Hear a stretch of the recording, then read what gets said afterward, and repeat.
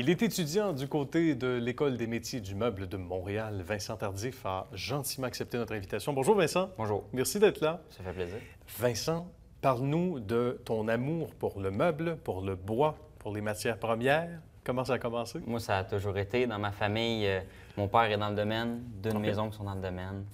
Je suis né avec un marteau dans les mains. Là. Ah oui? Oui, vraiment. Puis c'est ça. Fait que j'ai tout le temps, au fil des ans, grandi là-dedans, puis aller aider un oncle ou aller faire des travaux d'un autre côté.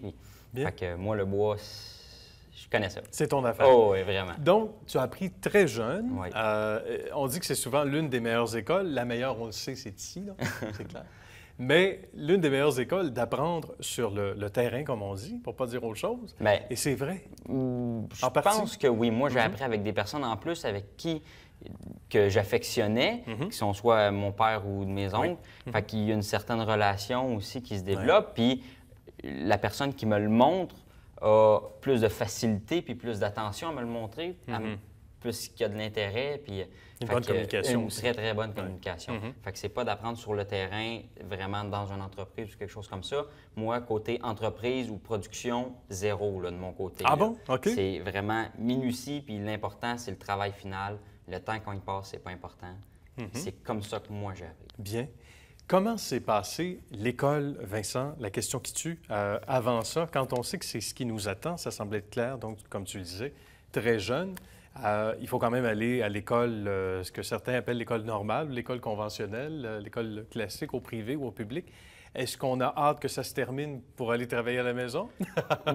Oui. Au jour le jour, j'entends. Mais malgré tout, c'est quand même pas mon premier choix, l'ébénisterie. Ah bon? OK. Ça m'a toujours intéressé, mais je me disais comme hobby, comme Bon. passe-temps, Ouais. comme ça l'était déjà durant le secondaire.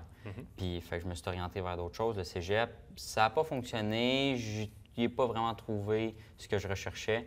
Puis là, après ça, ça a fait. Non, on laisse tomber ça, là, puis on y va dans ce que j'aime à fond. Puis fait que là, après ça, je me suis lancé en ébénisterie. Mais non, j'ai toujours poursuivi mes études jusqu'à temps d'arriver ici. Parce que de mon côté, c'était pas comme quelque chose dans le futur. J'en faisais déjà chez moi à la maison. Oui. Puis, fait que ça faisait partie de mon quotidien. Fait que le fait d'aller faire d'autres études au cégep, ça me dérangeait pas. Je vivais déjà dans l'ébénisterie ou dans le domaine. Il y a des gens qui vont se reconnaître, mon cher Vincent, à travers toi, des gens qui, et dans n'importe quel domaine, tu sais, parce que ça fait 3 ans, c'est la 4e année des réussites du Québec, puis on rencontre des gens comme ça qui, parallèlement, plus jeunes, travaillaient à peu près dans le même secteur, sans être professionnels, que le secteur dans lequel ils étudient, si tu veux, maintenant. Et ça, c'est assez intéressant. Et ça m'amène à te dire quelle a été ta première réaction la première année, là, donc tu es là ici déjà depuis quelques mois, sur la machinerie, sur les outils. Est-ce qu'on fait le saut? Parce qu'on en apprend davantage ici, évidemment que sur le terrain, on le disait tantôt. Qu'est-ce qui nous surprend le plus? Bien, la sécurité. La sécurité pour le domaine dans lequel j'étudie, qui est l'ébénisterie. Mais dans d'autres domaines, je ne sais pas. Mais moi, dans mon cas, c'est la sécurité, énormément l'emphase là-dessus. Puis aussi le travail d'équipe. Ça, de mon côté, encore une fois, vu que je n'ai pas travaillé en industrie, je suis vraiment un travailleur solitaire qui m'aminucie mon travail, mes idées. Puis c'est pas que je suis snob ou rien de ça. C'est juste que j'aime prendre mon temps, puis être tranquille, puis pouvoir fredonner dans ma tête si je veux, sans avoir à converser à quelqu'un d'autre. Mais ici, vraiment, là, fait que c'est le travail d'équipe, si on veut, l'entraide, puis beaucoup, beaucoup la sécurité. Bien. Donc, petit message à ceux qui ont eu à travailler avec Vincent jusqu'à maintenant. Ce n'est pas personnel. Vincent est parlable, il est gentil, vous voyez. Il est fin comme tout. Et on parlait de passion. La passion est là. Oui.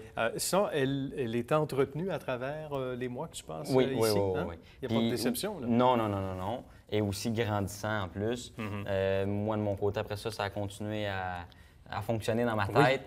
Puis là, j'ai vraiment l'idée éventuellement de me partir à mon compte, puis vraiment m'en aller là-dedans. Je sais qu'il y en a, en faisant le cours, qui décident de se dire finalement, je vais finir le cours, mais ce ne sera pas là-dedans que je vais travailler ou ce sera un hobby.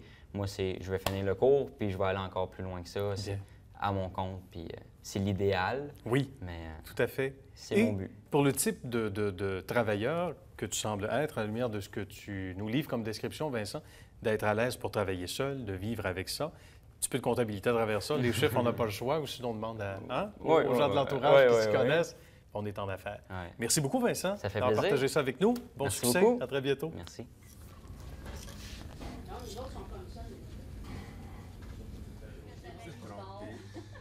C'est important de mon côté.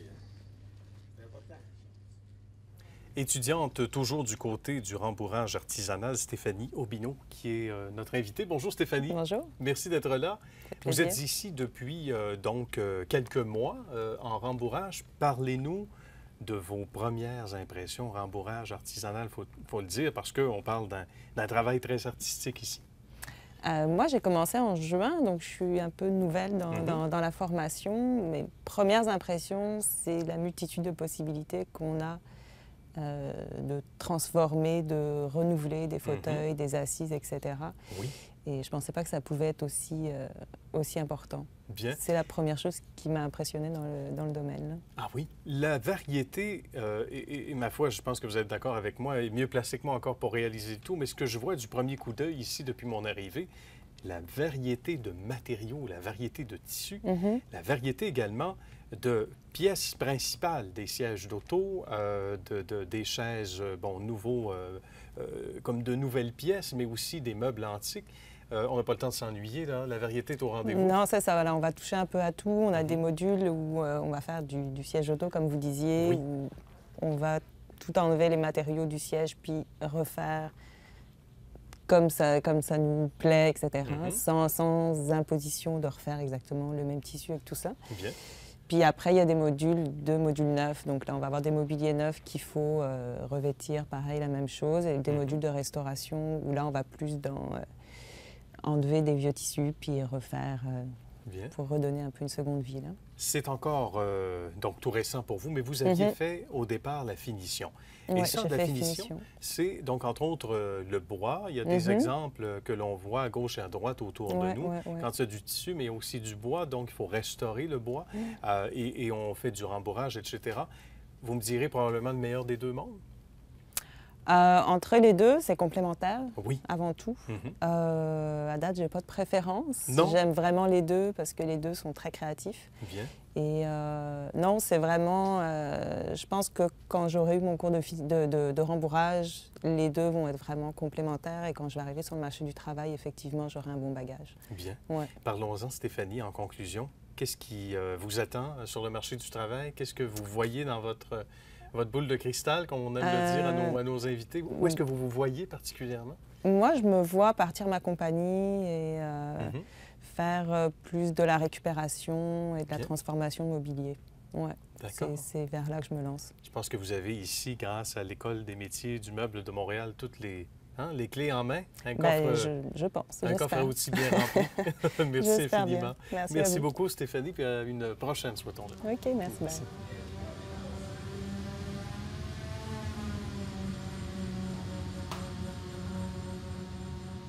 Karen Jalbert est notre invitée. Elle a la gentillesse de nous recevoir dans son environnement quelque part. Elle est évidemment à l'École des métiers du meuble de Montréal, où on se trouve en ce moment. Elle est étudiante et vous allez voir que c'est quelqu'un qui est rempli de passion et qui a choisi le domaine du meuble et de tout ce qui s'y rattache. Bonjour, Karen. Bonjour. Merci d'accepter l'invitation. Karen, vous étiez dans un autre domaine qui était un petit peu différent auparavant. Qu'est-ce que vous faisiez? J'étais éducatrice en garderie. Bien. Là, vous avez... mais ma foi fait un 180 degrés. Oui. Pourquoi? J'ai dû réorienter ma carrière à cause d'un problème physique. D'accord. Puis, comme le bois me passionnait depuis longtemps, j'ai été souvent sur les rénovations, tout ça. Mais je vais faire mes propres meubles. Bien, bien. Oui. Donc, ça vous a donné l'opportunité, malgré ce qu'on croit comprendre qui vous est arrivé, d'embrasser finalement une carrière, évidemment, c'est ce qui vous attend. Hein? C'est probablement déjà commencé en parallèle, dans un domaine que vous chérissez, dans un domaine que vous aimez. Oui. La décision de faire le saut n'a pas été difficile, j'imagine? Ça faisait quand même longtemps que vous y pensiez? Ça faisait 8 ans. Depuis que j'avais commencé en garderie. Déjà, je voulais m'orienter vers le métier du meuble, mais ça l'a ralenti. Ça n'a pas démarré tout de suite. Mais j'en suis venue à revenir à ça. Quand on dit qu'il n'y a pas de hasard, c'est un bon exemple. Hein? Oui, oui. C'est un bon exemple. Qu'est-ce qui vous allume le plus? Et si on reculait un petit peu plus loin, même à votre, comme disent les psychologues, à votre enfance, parlez-nous de votre enfance. Qu'est-ce qui vous a allumé pour le meuble en général? Parce qu'il y a beaucoup de passion à travers ça là, chez vous. Oui, mais ça n'a pas parti jeune, par contre, Non? moi, dans mon cas. Sauf que en travaillant sur la ferme, j'ai appris aussi à travailler avec des outils. Bien. Puis j'avais mon copain qui me montrait à travailler sur le tour à bois. À partir de là, la passion du bois a commencé. Bien. On dit que c'est comme une drogue, Ah apparemment. oui. Est-ce que c'est vrai? C'est vrai. On m'a dit ça depuis mon arrivée ici tout à l'heure. On me dit, ah, c'est à partir du moment qu'on commence à goûter à ça, Ah oui. on a beaucoup de misère à s'en séparer. Là, vous êtes étudiante depuis un peu plus d'1 an, au moment où l'on enregistre ce reportage. Oui. Ça se déroule bien? Très bien. Oui. Oui.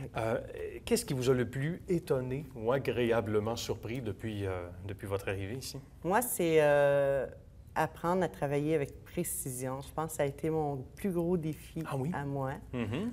Parce que quand tu te trompes d'un 16 en rénovation, c'est pas grave. Mhm. Mais te tromper d'un 16 sur un meuble, c'est Oui. important. Oui, oui, tout à fait. Alors, la précision, j'ai dû la travailler avec patience. Mhm. Oui.